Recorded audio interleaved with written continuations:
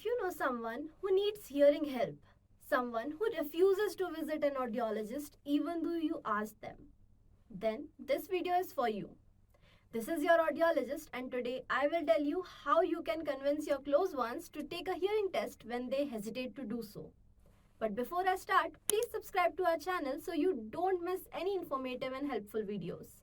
Your loved ones may see hearing loss as a minor issue that can be fixed without hearing evaluation. Help them. Let them know how their hearing issue is causing problems with their communication and understanding process. Instead of forcing them to visit a hearing experience store, you accompany them for a test.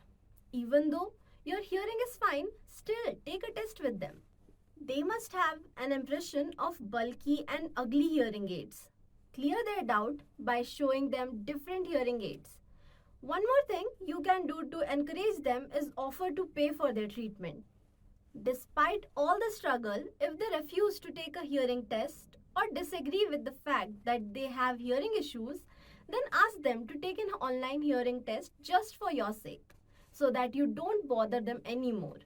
Once they take a test, they will know that yes, they have hearing issues, and sooner or later, they will approach an audiologist. If this video helped you, then please like it and share it with someone who needs these convincing tricks. Thank you.